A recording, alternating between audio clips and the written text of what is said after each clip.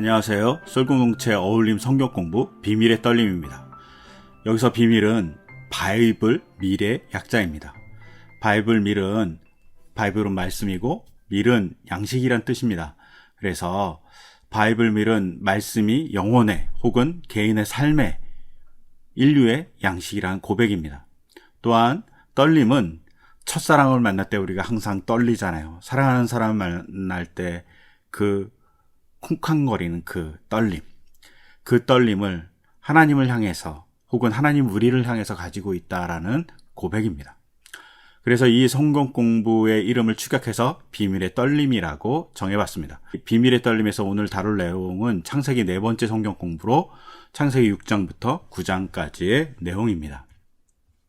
우리가 잘 아시는 대로 창세기 6장부터 9장까지의 이야기는 노아의 홍수입니다. 그리고 이 노아의 홍수를 다루면서 저는 제목을 홍수, 심판에서 새로운 창조라고 정해봤습니다. 왜 이렇게 정했는지는 이제 쭉 내용을 같이 나누면서 이야기 드릴게요. 우선적으로 노아의 홍수라고 딱 이야기하면 가장 먼저 우리들에게 생각나는 것이 이것이 역사적 사실인가입니다. 또 하나는 더불어서 전 세계적으로 발생한 사건인가 라는 궁금증이 발생할 수 있습니다. 사실은 이것이 역사적 사실인지 아닌지는 밝히는 것은 그렇게 간단한 내용이 아닌 것 같아요.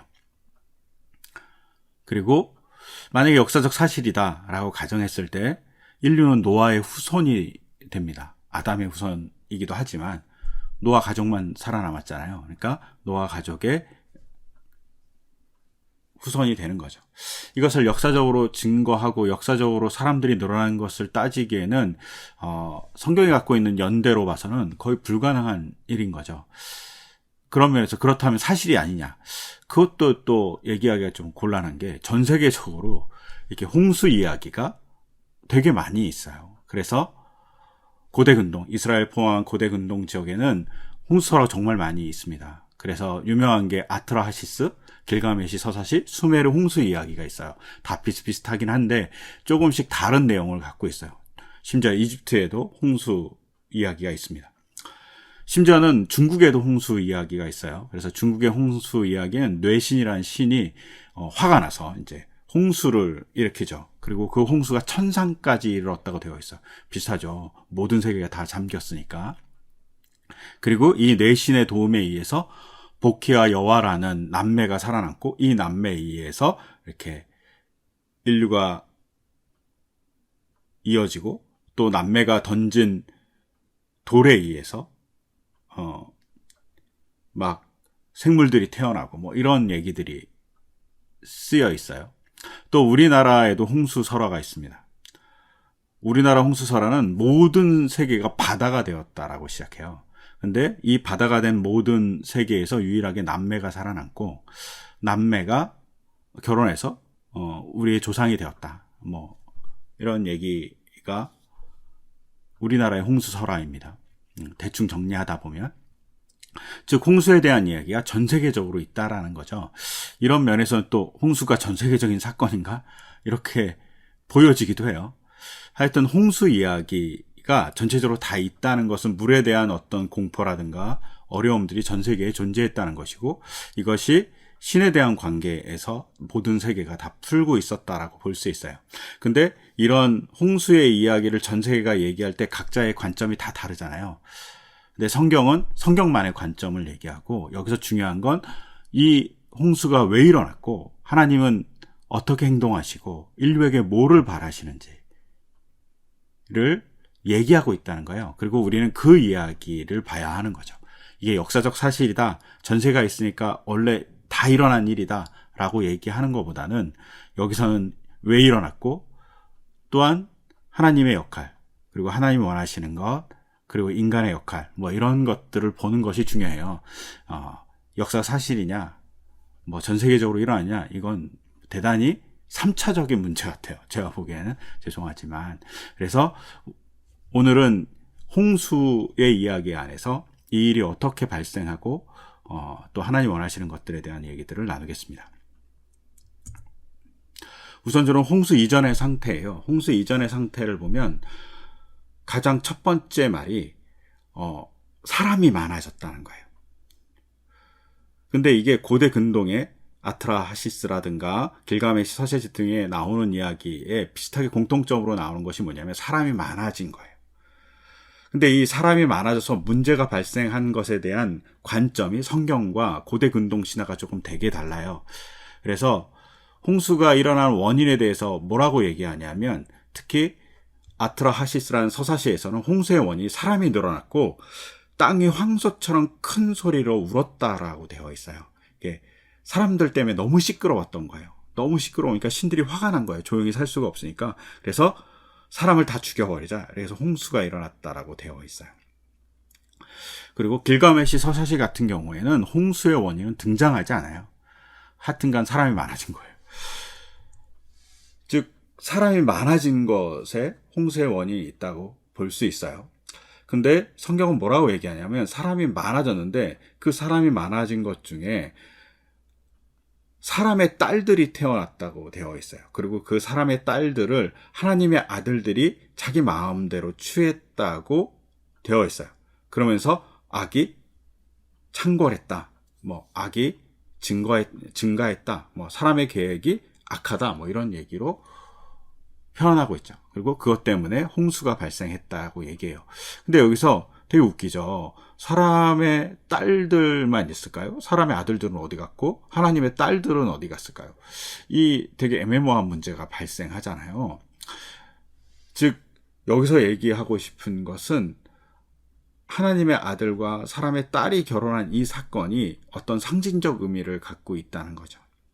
그리고 그러면 하나님의 아들들이 누구냐 이렇게 봐야 될 것 같아요. 근데 하나님의 아들들에 대한 정체를 크게 세 가지 정도로 볼 수 있어요. 첫째는 신적인 존재, 천사 같은 존재라고 볼 수 있어요. 두 번째는 셋의 후손, 경건한 사람들이라고 볼 수 있죠. 이렇게 셋의 후손으로 보면 사람의 딸들은 가인의 후손 이렇게 볼 수도 있어요. 그리고 세 번째는 왕이나 권력자를 하나님의 아들들이라고 이렇게 성경에서 표현한 적이 한 번 있어서 왕이나 권력자로 보고 일반인들로 볼 수 있어요. 이렇게 크게 세 가지 정도로 볼 수 있거든요. 그러면 신적인 존재와 인간들의 결합이라면 이거는 혼합에 대한 거부예요. 세상 이스라엘 백성이 혼합해서 뭔가를 옷을 짜거나 농작물을 심는 것을 거부하잖아요. 이런 것에 대한 거부를 의미할 수 있어요. 또 하나는 셋의 후손으로서 경건한 자와 가인의 후손의 결혼이라고 본다면 상징적으로 이건 신앙적 혼탁이라고 볼 수 있죠. 이런 혼탁이 발생했다. 그리고 왕이나 권력자가 일반인하고 결혼했다는 것은 그 뒤에 나왔던 하나님의 아들들이 사람들의 딸을 자기 마음대로 취해요. 이것은 권력의 남용을 의미해요. 즉 권력자들이 힘 있는 자들이 권력을 남용한 것이라고 볼 수 있고요. 저는 개인적으로는 세 번째, 왕이나 권력자가 일반인을 취해서 권력의 남용으로 세상이 혼탁해졌다는 것이 어떤 면에서 이 본문을 봐야 될 중요한 관점이지 않을까 싶어요. 그리고 세 가지 의미는 다 포함하고 있다고 봐요. 하지만 오늘날 우리가 봐야 될 건 권력자가 너무 많은 폭력을 행사할 때 문제가 발생한다라고 보면 어떨까 싶고요. 그것을 조금 더 잘 증거해 주는 건 하나님의 아들들과 사람의 딸들이 결혼해서 낳은 자녀를 네필림이라고 얘기하잖아요.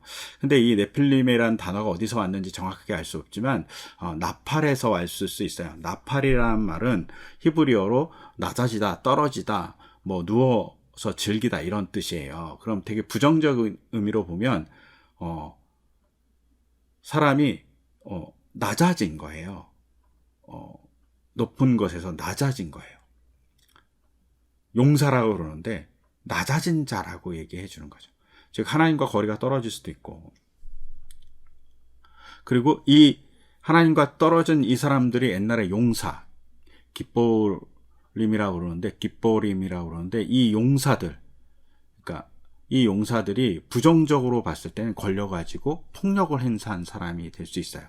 그리고 그 걸려가지고 폭력을 행사했던 사람들이 뭐 길가메시라든가 엔키두 같은 사람일 수 있죠. 그런 사람들이 폭력을 행사하면서 인간을 괴롭혔던 그런 모습들일 수도 있다라고 보면 좋으실 것 같고요. 그리고 그들이 스스로 하는 자들이에요. 하나님의 도움이 필요 없는 거예요. 스스로 모든 것을 할 수 있으니까 타락하게 되죠. 자기 마음대로 하고 자기 마음대로 여인을 막 취하는 거죠. 권력을 남용하는 모습이라고 볼 수 있죠.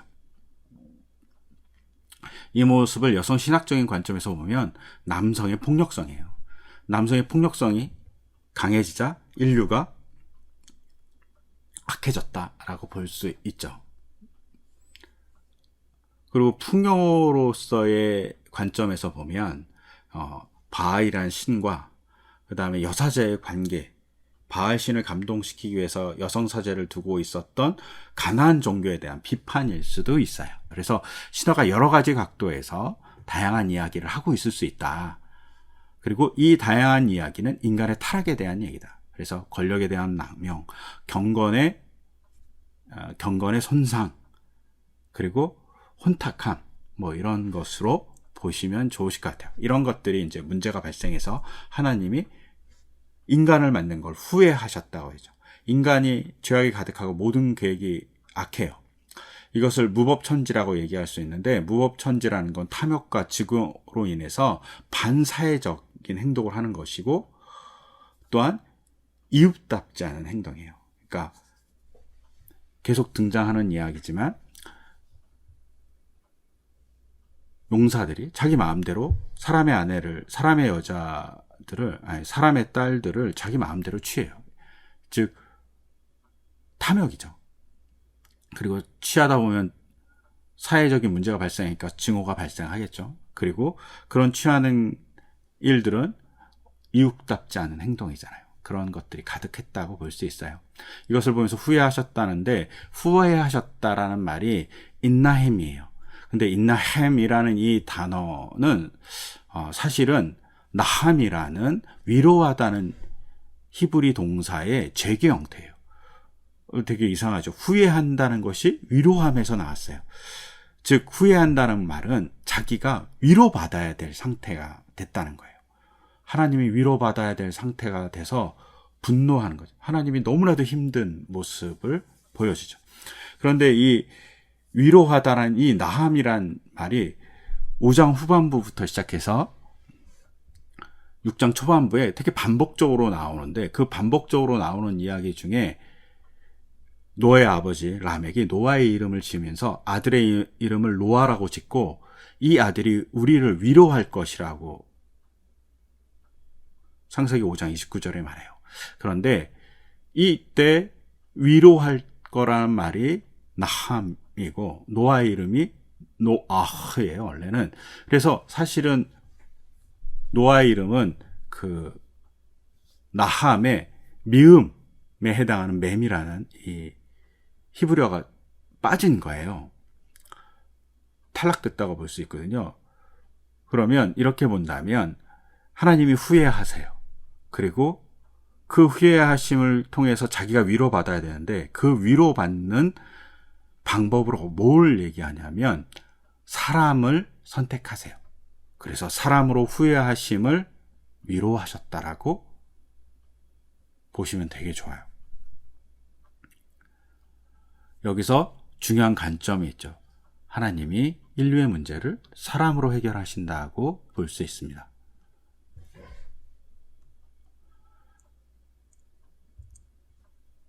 그리고 하나님의 대안이 사람이라는 것을 볼 수 있죠.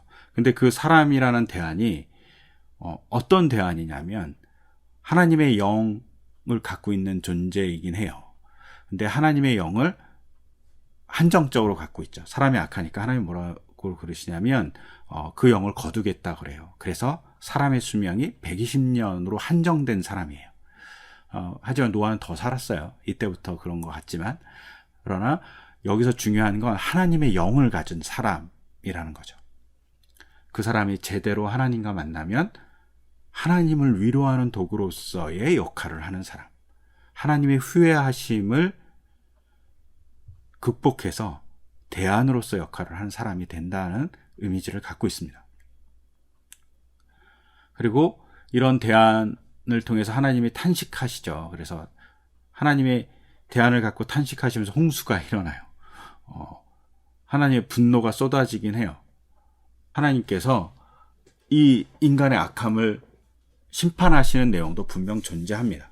근데 이 심판하시는 내용이 심판에 머물지 않고 이 심판은 혼돈의 상태가 되는 거고, 이 혼돈의 상태는 창조의 이야기로 넘어갑니다. 그래서 새로운 창조가 되죠. 그래서 하나님이 창조하신 모든 것을 쓸어버렸지만 다시 새롭게 창조해 주신 하나님이 계시고, 아니면 그 창조가 아닌 하나님이 탄식을 하셔갖고 세상의 모든 것을 다 쓸어버려요. 그런데 하나님이 창조하신 것을 보존하는 자로서 누가 있냐면 노아가 있습니다. 여기 하나님의 탄식의 대안이 존재하는 거죠. 동역자가 존재해요. 창조를 유지하는 동역자 혹은 창조에 같이 하는 동역자가 바로 사람인 거죠. 그래서 노아가 방주를 만들고 방주에 짐승과 새를 싣는 거죠. 근데 그 노아가 어떤 사람이냐? 노아가 주님께 은혜를 입은 사람이라고 표현하고 있습니다. 근데 이걸 직역하면 노아가 하나님의 눈에서 호의를 찾았다라고 직역할 수 있어요. 히브리어로 그냥 직역하면 이게 완전 반대죠. 하나님께서 노아에게 은혜를 주셨다라는 느낌인데 우리의 성경 번역은. 하지만 직역하면 노아가 하나님의 눈에서 은혜를 혹은 호의를 찾았다는 거예요. 이 말 속에는 노아가 은혜를 입은 사람이지만 은혜를 입은 사람의 모습을 볼 수 있어요. 뭘 보냐면 하나님의 은혜를 볼 수 있는 사람이, 하나님의 사랑을 느낄 수 있는 사람이 하나님의 은혜를 입을 수 있는 사람이라는 거죠. 즉 하나님을 바라볼 수 있고 하나님의 사랑을 바라볼 수 있는 사람이 하나님의 은혜를 입는 사람의 조건이 된다는 거예요. 이걸 언제나 기억하면서 봐야 되고, 이런 사람이 대안이라고 볼 수 있습니다. 그리고 이런 대안으로서 이제 하나님이 노아에게 방주를 지으라고 그래요. 그리고 이 방주를 지으라고 얘기한 노아는 의로운 사람이에요. 정직하고 죄 없는 사람이란 뜻이고 하나님하고 동행하는 사람이에요. 그런데 하나님하고 동행하는 사람이라는 말을 에덴에서 아담에게 하나님이 같이 걸어 다니셨죠. 그리고 또 한 번 언제 쓰이냐면 에녹에게 쓰여요. 근데 에녹은 하나님이 동행하셔서 너무 좋아해서 하늘로 이렇게 데리고 올라가셨다잖아요. 그런데 하나님이 너무 좋아해서 동행해서 즐겨하셨던 노아는 세상을 구원하는 자로서 놔두세요. 즉 하나님과 동행하는 자가 창조세계 혹은 하나님의 진노를 넘어서 세상을 보호하는 자 혹은 구원하는 도구로서 사용된다는 걸 볼 수 있습니다. 그리고 여기서 중요한 건 뭐냐면 고대 근동신화 아트라하시스라든가 길가메시 서세, 수메르의 홍수 이야기들을 쭉 보면 살아남는 남는 자는 다 왕이에요. 다 왕인데 성경은 왕이지 않아요. 평민이에요. 그냥 일반인이에요. 여기에 중요해요. 성경은 계급에 대한 얘기를 하고 있지 않아요. 이 당시에. 계급사회에 대해서 정황해요. 모든 사람이 하나님께 선택받은 사람이라고 얘기하고 모든 사람이 가능성을 지녔다라고 얘기해요. 고대 근동신화에서 왕을 찬송하고 왕을 높이는 이야기에서 홍수설화가 쓰였다면 노아의 홍수 이야기는 하나님을 향한 자가, 그리고 하나님을 향한 자 중에 모든 사람이 대안일 수 있다는 사실을 보여주는 거죠. 그리고 그 대안인 사람들이 방주를 짓습니다. 방주라는 말은 테바입니다. 이 테바라는 테바라는 단어가 홍수 사건 이후에 다른 데 딱 한 번 쓰이는데 그게 모세의 갈대상자예요. 갈대상자가 바로 테바예요. 즉 테바에 담긴 사람 혹은 테바를 만든 사람들이 구원의 상징으로서 사용되는 거죠. 즉 하나님은 인간을 도구로 사용해서 구원의 일을 하고 싶어 하신다라는 것을 노아의 홍수 이야기는 얘기하고 있어요. 그리고 이 방주의 재료는 개역성경은 고페루나무라고 되어 있어요. 개역개정은. 근데 새번역은 잣나무라고 번역했어요. 새번역은 좀 이해하기 쉽게 하기 위해서 우리나라 문화에서 이해할 수 있는 나무로서 잣나무라고 얘기하는 것 같고요. 개역개정은 그냥 고페르라는 그냥 음역해서 쓴 나무예요. 근데 사실은 이 나무가 뭔지는 알 수 없어요. 몰라요.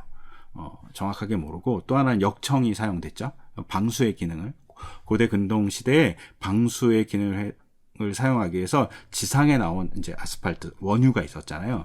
그 원유를 사용해서 방수 기능을 했다라고 그러고, 지금도 그것을 사용한다고 그래요. 그런 걸 통해서 방수를 지었는데, 방주의 크기는 길이는 한 135m에서 140m 정도 되고요. 그 다음에 폭은 22m 정도 되고, 높이는 13.5m 정도 돼요.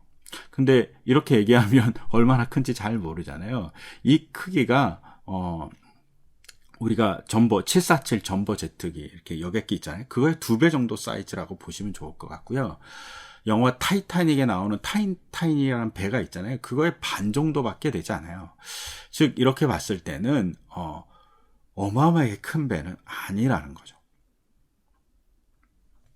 하여튼 배를, 하지만 그 당시에는 어마어마하게 큰 배겠죠. 예, 그 배를 만들었다고 볼 수 있어요. 그리고 이 배는 3층으로 구성되어 있다고 되어 있는데, 그 고대 근동 신화에서는 7층으로 되어 있어요. 약간씩 차이가 존재합니다. 그리고 미국의 한 주에서 이렇게 세금을 모아서 이것 때문에 논란이 많이 있지만, 사진에 보듯이 이렇게 노아의 방주를 거의 실제 크기에 가깝게 만들었다고 그래요. 그래서 관광지로 만들었다고 얘기한 것을 옛날 보도에서 봤고, 이렇게 사진입니다. 실제로는 이렇게 생겼는지는 잘 알 수 없습니다. 그리고 배의 그 문도 지금 여기에는 이제 왼쪽 하단에 있는데, 이게 지붕인지 위치도 정확하지 않아요. 그래서 각각의 이야기가 좀 다르기 때문에 참고해서 보시면 좋으실 것 같아요.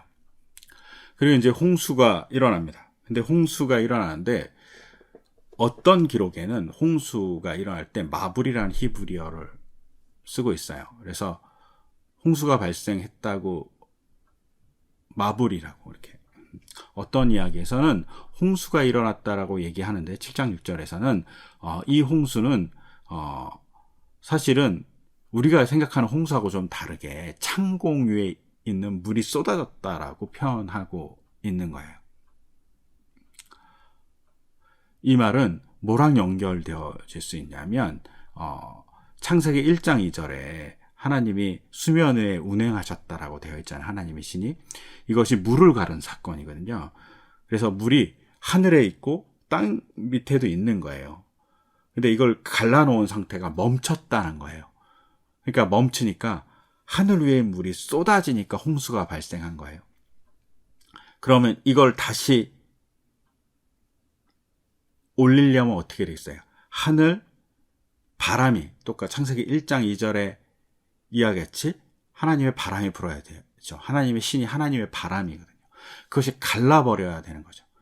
즉 세상에 유지되는 것은 하나님의 바람이 계속 불 때만 유지될 수 있어요. 근데 그 하나님의 바람이 잠시 멈추면 어떻게 되냐면 하늘의 물이 쏟아져서 창궐해진다는 거죠. 이게 고대 세계의 우주관이에요. 왜냐하면 고대 세계에서는 하늘 위는 물이 있고 땅 밑에 물이 있어요. 근데 이것이 지탱되고 있는 것은 하나님의 바람이 있었기 때문에 지탱되는데, 하나님이 분노하니까 이 바람을 멈추니까 하늘에서 물이 쏟아지는 거예요.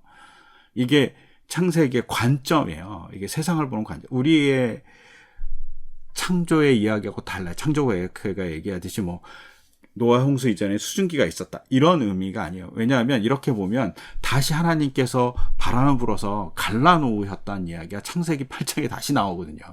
그러면 똑같은 현상이 발생해야 되죠. 근데 그렇지 않다는 거예요. 이거는 고대의 어떤 우주관에 의해서, 세계관에 의해서 지구를 보는 관점이 달랐기 때문이에요. 그래서 하늘의 물이 쏟아진 거예요. 그리고 이렇게 하늘의 물이 쏟아졌다고 얘기하는 사람들은 뭘 얘기하고 싶어 하냐면, 정부정에 관계없이 모든 동물을 구했다라고 생각해요. 노아에 의해서. 근데 또 다른 이야기는 창세기 7장 후반절에 가면 어떻게 되냐면, 비가 내렸다고. 그 비가 개샘이에요. 이 비는 엄청나게 쏟아지는 소낙비 같은 비예요. 그것이 팍 쏟아져서 홍수가 발생했다는 거예요. 이 사람들에 의해서는 비가 홍수를 일으키는 수단이에요. 즉 관점이 다른 거예요. 하늘에 물이 쏟아졌다고 얘기하는 사람들은 제사장 계열의 저자들이라고 그래요. 우리는 보통 피기자라고 그러는데 이 피기자에 의하면 하늘이 무너진 일이에요. 그리고 비가 막 쏟아졌다는 말을 하고 있는 건 창세기 2장에 나오는 땅에 아직 비가 내리지 않아서 농사를 지을 수 없었습니다라고 얘기하는 이 창세기 기자가 너무 많은 비가 와서 땅이 파괴됐다는 얘기를 하고 있는 거죠. 그리고 이 땅이 파괴된 사람들의 관점에서는 정결한 짐승 7쌍을 방주에 싣고 부정한 짐승은 2쌍을 싣고 새는 7쌍을 실었다고 되어 있어요. 즉 관점이 다른 모습들을 홍수 이야기는 갖고 있다라는 거죠. 그리고 이 다른 이야기들은 각각의 다른 이야기를 하고 싶은 거예요. 그래서 홍수 이야기에서 하늘이 무너졌다고 얘기한 사람들은 하나님의 그 바람이 항상 존재해야지만 세상이 이루어진다라는 것을 꼭 얘기해 주고 싶은 것이고, 비가 내려서 홍수가 되었다라고 얘기하는 사람들은 비의 중요성이 있는 거예요.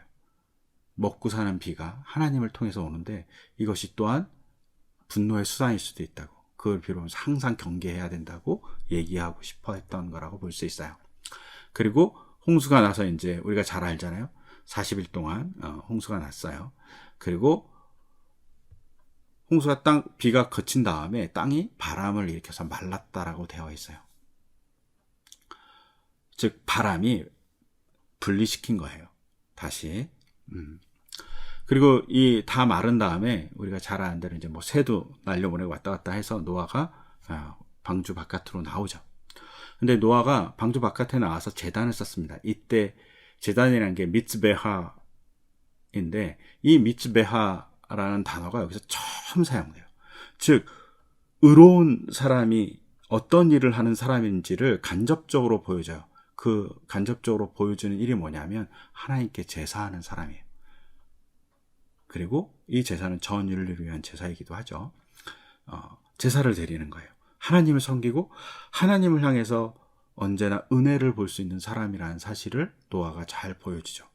그러자 하나님이 다시는 사람이 악하다고 해서 땅에 비로 저주하지 않겠다라고 얘기해요. 그러니까 홍수를 일으키지 않겠다라는 거죠.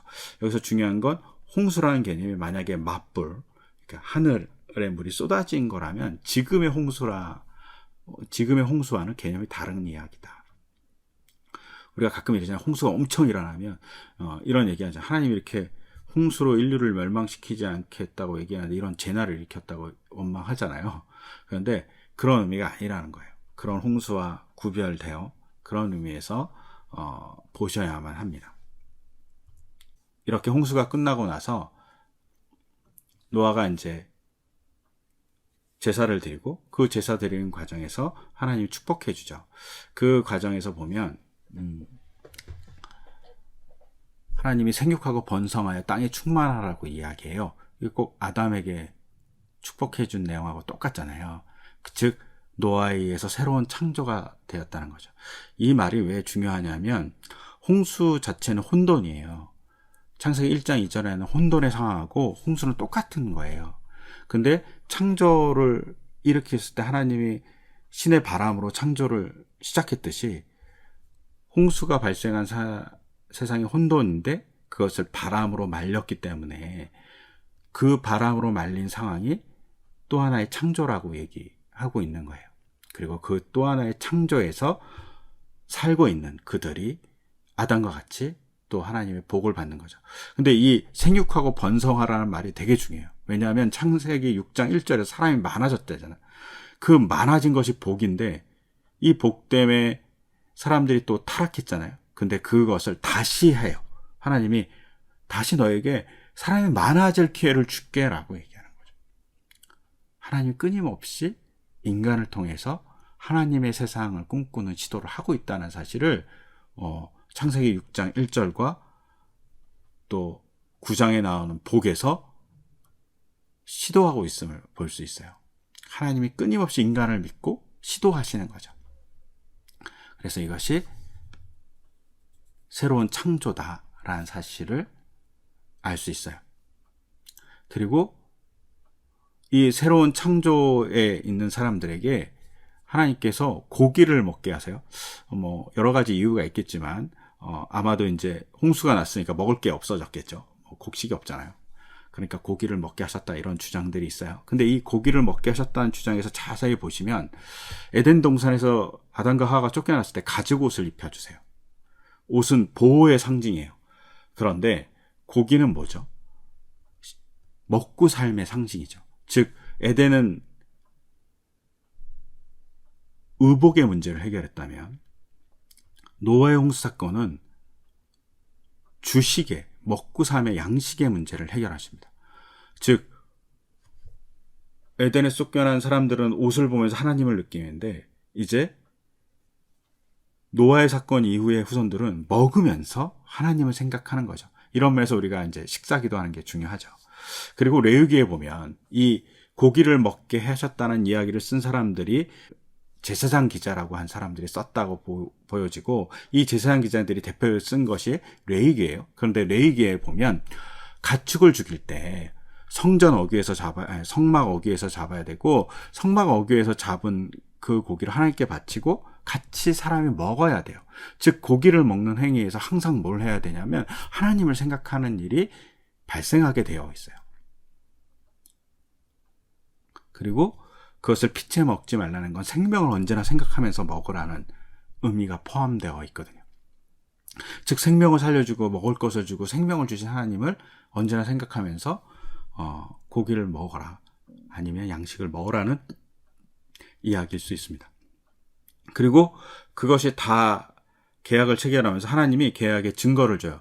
그 계약의 증거로서 무지개를 주죠. 근데 이 계약의 증거로서 무지개를 줄 때 계약의 당사자들은 누구냐면 하나님과 사람이에요.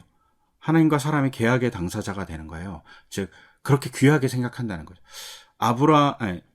아담에겐 계약이라는 것이 존재하는데 이때 처음으로 계약이라는 말이 나오거든요. 즉 사람을 계약의 당사자로 봐주신 정도로 높여주신다는 거예요. 이것은 아담이 창조되었을 때 막 동물들의 이름을 짓잖아요. 이름을 짓는 행위가 신적인 행위거든요. 그런데 이 신적인 행위와 동일하게 비슷하게 뭘 주냐 하면 노아의 사건에서는 계약을 주세요. 즉 너희가 나에게 계약의 당사자라고 높여주시는 거죠. 근데 이 계약의 당사자들은 노아뿐만 아니라 후손까지 다 포함되어 있어요. 그리고 동물도 포함되어 있어요. 즉 우리가 이런 면에서는 동물도 귀한 존재로 하나님이 보고 계신다는 것을 볼 수 있으면 좋을 것 같고, 그리고 이 계약의 표를 주죠. 계약을 하면 항상 뭐 증서를 쓰듯이 증거가 있어야 되는 거예요. 그때 그 증거가 무지개입니다. 근데 무지개를 보면 설명은 뭐 사이에 두었다, 구름 사이에 두었다 이렇게 되어 있지만 히브리어 원문상으로는 구름 위에 두셨다라고 볼 수 있어요. 그래서 이 부분에서는 학자들의 갈리긴 하는데 무지개라는 이 단어가 창세기와 에스겔서를 제외하고는 대부분은 활로 번역돼요. 그러니까 무기 활이 있잖아요. 그리고 우리가 잘 아는 대로 영어에서는 레인보우잖아요. 레인과 보우를 이렇게 나누면 활이잖아요. 그래서 레인보우가 활같이 생겼기도 했고, 무지개가 이런 면에선 하나님이 비로소 인간을 징계하고 그리고 인간을 심판하는 것을 내려놓았다는 상징물로서 무지개가 쓰일 수 있어요. 활이 공격무기잖아요. 그러면 이제 비가 화살일 수도 있고, 그런 면에서 하나님이 그 행위를 하고 계시는 거죠. 근데 그 언약의 증표는 주위에서 쉽게 볼 수 있는 무지개예요. 즉 항상 무지개를 보면서 하나님을 생각하라는 거죠. 하나님이 언약의 증표를 줄 때는 그냥 특별한 걸 주지 않고 돌기둥이라든가 아니면 할례 뭐 이런 것을 통해서 되게 친근한 것을 주세요. 우리가 항상 기억해야 돼요. 특별한 증거물이 아니라 친근한 것이 하나님의 증표입니다. 그리고 그 증표로서 고기를 먹는 행위도 증표죠. 항상 먹을 때 우리는 우리를 구원해 주신 하나님을 생각하라는 거죠. 또한 여기서 중요한 건 뭐냐면 자연현상에 대한 탈신화예요. 그 당시에 이제 뭐 비라든가 천둥이라든가 하늘이라든가 모든 것이 다 신이었어요. 근데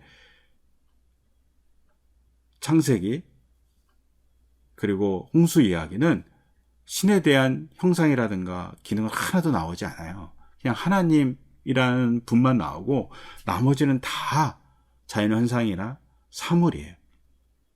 즉 고대 근동의 어떤 자연현상을 신화하는 것에 대해서 탈신화하고 있는 놀라운 이야기예요. 그런 건 신이 아니야. 너네들이 천둥을 신이라고 생각하지만 그건 신이 아니야. 이렇게 얘기하는 엄청난 도전이 있어요. 그래서 이런 도전을 통해서 고대 근동의 사람들에게 하나님은 이런 분이야 라고 잘 설명하고 있는 것이 바로 홍수 이야기죠. 그래서 홍수 이야기는 단순히 그냥 인간을 진멸하는 이야기가 아니라 인간을 심판하시는 하나님이지만 그 심판하시는 하나님이 새로운 창조를 하고 있는 이야기라고 볼 수 있어요. 그리고 이 도식은 예언자의 유형에서도 계속 반복돼요. 예언자가 계속 멸망을 예언하잖아요. 근데 그 멸망은 회복 혹은 새로운 창조를 전제한 이야기라고 보시면 좋으실 것 같아요.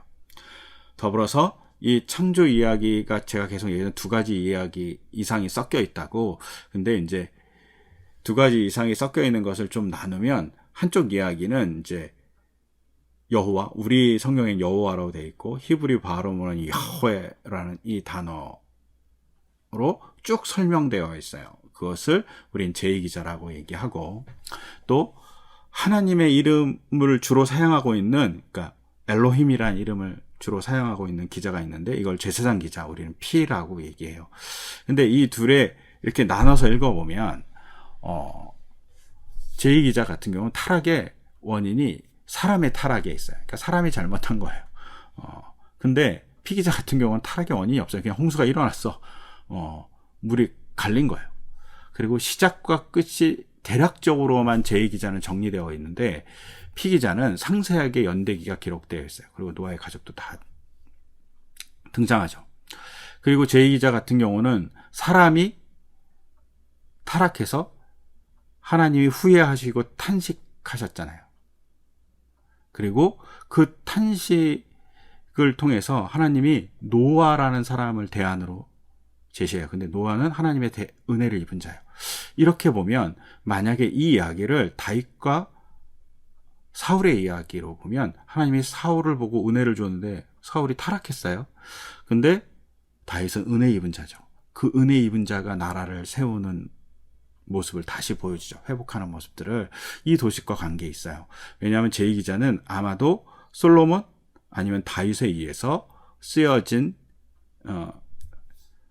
아마도 제2기자는 솔로몬 혹은 다윗 시대의 사람인 것 같고 왕가와 관계가 있는 것으로 보여요. 이런 관점에서는 타락을 회복시키시는, 타락의 상황에서 회복시키는 사람은 은혜 입은 사람이라는 것을 보여줄 수 있어요. 보여주고 있다고 보면 좋아요. 근데 여기서 타락의 원인은 없지만 인류가 홍수라는 것을 만나게 됐고, 이 홍수라는 것을 통해서 어려움을 당한 사람에서 의로움과 경건, 하나님과 끊임없이 동행하려고 하는 사람, 끊임없이 하나님의 말씀에 따라서 사는 사람, 그리고 그 삶이 경건한 사람이 구원한다라는 얘기를 하고 싶은 것은 피 쪽에, 즉 제사장 기자의 이야기라고 볼 수 있어요. 그 대신 이제 제2기자에 있어서는 정한 짐승 7쌍, 부정한 짐승은 2쌍, 뭐 이렇게 되어 있거든요. 그리고 하나님의 이름을 사용하고 있는 피기자는 무조건 한 쌍이에요.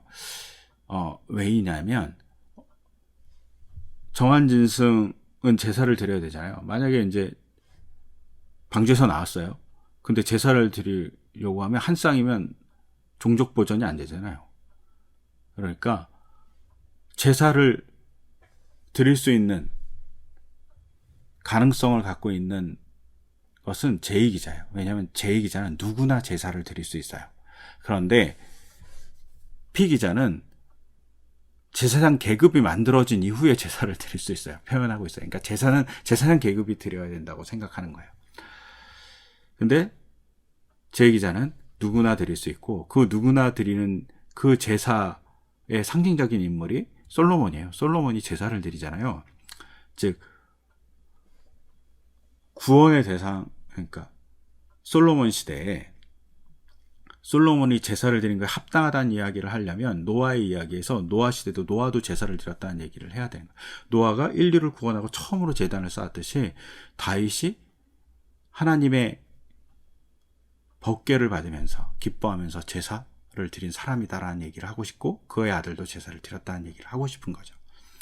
근데 그런 사람이 어떤 사람이냐? 하나님의 은혜를 입은 사람이다. 그리고 그 은혜는 하나님의 눈에서 은혜를 본 사람이다. 이런 얘기를 하고 싶었던 거라고 보면 좋으실 것 같아요. 그리고 제2기자 같은 경우는 방주에 들어가서 7일 후에 비가 내려서 40일 동안 비가 내렸다고 되어 있어요. 그래서 여기서 우리가 40일 동안의 홍수 사건이라고 그러죠. 그런데 피기자는 이런 얘기 없어요. 그냥 홍수는 당일에 일어났고 150일 동안 물이 창일했고 150일 동안 물이 말랐다라고 되어 있어요. 거의 1년이죠. 1년. 1년 좀 넘게 걸리죠. 이런 시간이 쭉 있었다라고 볼 수 있고 이런 시간이 쭉 있었을 때 하나님이 모든 것을 마르고 계약은 노아하고 하죠. 즉 제2는 제사를 드리고 P는 계약을 합니다. 여기서 중요하죠. 인간과 하나님이 계약을 하신다는 것. 인간을 그렇게 계약의 대상자로 보고 있다는 것을 할 수 있어요. 그리고 홍수가 일어날 것에 대한 예고라든가 방주를 만들 거에 대한 명령은 제2기자에 없어요. 그냥 피해만 나오는 이야기라고 보시면 좋으실 것 같고요. 그리고 방주에서 나올 때도 제2기자 같은 경우는 방주에서 새를 날려면 해서 왔다 갔다 하게 해서 새로 인해서 방주에 나갈 것을 알 수 있는데 피기자는 방주에서 나오는 것은 말씀에 의해서 하나님이 나가라니까 하나님의 말씀에 따라 사는 거죠. 즉 의로움과 경건이란 그 관점에서 방주에서 나오는 사람들은 하나님의 말씀에 따라가는 사람인 거예요. 혹은 방주를 만들고 노아 같은 사람은 인류를 구원하는 사람은 하나님의 말씀에 따라 살아가는 사람인 거죠. 그런 관점에서 이 두 가지를 좀 보시면 좋으실 것 같아요. 그리고 이 이야기 속에는 하나님의 은혜랑 혹은 하나님의 말씀에 따라가는 사람이라는 이 두 가지 이야기가 섞여 있다고 보시면 좋을 것 같고 이 이야기는 우리에게 항상 있잖아요. 은혜와 실천 두 가지 항상 존재하잖아요. 그래서 이 이야기를 같이 하고 있다라고 보시면 좋으실 것 같고요. 그 다음에 노아가 이제 땅에 내려와서 처음으로 농사를 지어요. 그럼 가인은 뭐야? 이렇게 얘기할 수 있잖아요. 그런데 포도를 짓죠. 이 포도는 사실은 포도주는 신이 주신 선물이라고 시편에 나와 있고 유일하게 제사에 수반되는 술이에요. 그런 면에서 중요한 하나님의 축복을 상징해 주는 거죠. 그리고 이 축복을 상징한 것을 즐거워하면서 아마 노아가 술을 너무 좋아했나 보죠. 술 먹고 벌거벗고 자요. 근데 이것을 벌거벗고 자는 것을 함이 보고 비웃죠. 약간 이렇게 고자질을 하죠. 형제들에게. 이 벌거벗음을 본 것, 특히 벌거벗음은 존엄과 사회적 품위의 손상을 의미해요. 근데 그것을 가려줘야 되는데 가려주지 않는 거죠. 혹은 벌거벗었다는 이야기는 성관계에 대한 의미도 있을 수 있어요. 노아 부부가 성관계를 하고 있는 것을 함이 보고 얘기해 주는 것일 수도 있어요. 수치스러운 얘기를 해주는 거죠. 은밀한 것을 얘기해 주는 거죠. 또한 이 노아가 이렇게 술 취했다는 이야기에서 저기서 뭘 얘기해 주고 싶어 하냐면 노아가 절대적으로 의로운 사람이거나 신분이 높거나 위대한 사람이 아니라는 거죠. 평범한 사람이라는 거죠. 이것은 고대 근동에 있었던 많은 신화들과 달라요. 고대 근동에 있는 많은 신화들은 이렇게 신화는 고대 근동의 홍수 신화는 왕이 선택받는 왕은 높은 신분이잖아요. 그런 거 아니라는 거죠. 그리고 중요하게 얘기하고 싶은 것은 노아를 선택한 이유는 하나님의 말씀에 순종한 사람이기 때문이다라는 것을 얘기해 주고 싶어 한다고 볼 수 있어요. 그래서 노아의 술 취함에 대한 사건 속에는 금주를 하라 이런 얘기가 아니라 사실은 인간의 절대적인 의로움이 없다는 사실을 얘기해주고 싶어하고, 또한 그런 절대적인 의로움이 없는 인간이지만 하나님 말씀을 따라 살려고 할 때 하나님이 구원의 수단으로서 그 사람을 사용한다는 거죠. 그리고 그 사람을 대해서 우리가 해야 될 일 중에 하나는 부끄러움을 감춰주는 일이라는 거예요. 서로 부끄러움을 감춰주는 게 중요한 일이다 라고 얘기할 수 있고요. 그리고 그 다음에 노아의 족보가 등장합니다. 그때 부끄러움을 감춰주지 않았던 함은 저주를 받죠. 근데 함이 저주받지 않고 함의 아들 가나안이 저주받아요. 왜냐하면 9장 초반부 1절에서 쭉 나오는데 노아의 가족들이 축복을 받잖아요. 그러니까 노아의 가족 아들도 축복을 받은 거예요. 함도. 그러니까 함에게 저주할 수 없으니까 함의 아들이 저주받은 거예요. 근데 그 아들이 가나안으로 표기되어 있어요. 여기서 볼 수 있는 건 정말 가나안이냐 이건 알 수 없고요. 가나안 정복의 타당성에 대한 이야기를 하고 있는 본문이라고 볼 수 있어요. 진짜 아니라 타당성을 얘기하고 있다. 그들에게, 읽는 자에게. 이것이 오해가 될 수도 있어요. 그래서 잘 조심해서 봐야 될 본문인 것 같아요. 그래서 정리하자면 노아의 홍수 사건은 인간의 악함, 제가 보기에는 제일 중요한 건 권력을 가진, 힘을 가진 자가 약자를 괴롭히는 것이 창궐할 때 하나님이 분노하시고, 그 분노를 통해서 하나님이 막 진노하실 때 엄청난 재앙이 일어날 수도 있어요. 근데 그 재앙을 극복할 수 있게 하나님의 사랑을 보는 사람을, 그러니까 하나님의 사랑을 볼 줄 아는 사람을 이용해서 구원하신다는 거예요. 하나님의 은혜를 입은 자란 말은 하나님의 눈에서 은혜를 찾은 사람이란 뜻이거든요. 그 사람이 하나님의 은혜를 입은 사람이 됩니다. 그래서 하나님의 은혜를 아는 사람들이 세상의 대안이다 라는 것을 노아의 홍수 이야기는 하고 있고, 그리고 오늘날도 더불어서 얘기하죠. 시대가 수산합니다. 또 교회가 여러 가지 많은 무리를 일으키는 사건들이 발생하기도 했어요. 코로나 시대에. 그런데 이 코로나 시대에 우리가 봐야 될 것은 하나님의 은혜를 찾는 사람입니다. 재앙이 일어난 이유는 하나님의 아들들의 잘못이에요. 이걸 바꿔서 얘기하면 신자들의 잘못이에요. 하나님을 믿는 사람, 하나님의 아들들은 하나님을 믿는 사람이라고 바꿔서 대체하다면 신자들의 잘못이에요. 그런데 그 신자들이 왜 잘못하느냐? 그들의 눈이 아름다운 여인을 향했을 때예요. 그러니까 자기가 원하고 싶은 것을 갖고 싶을 때예요.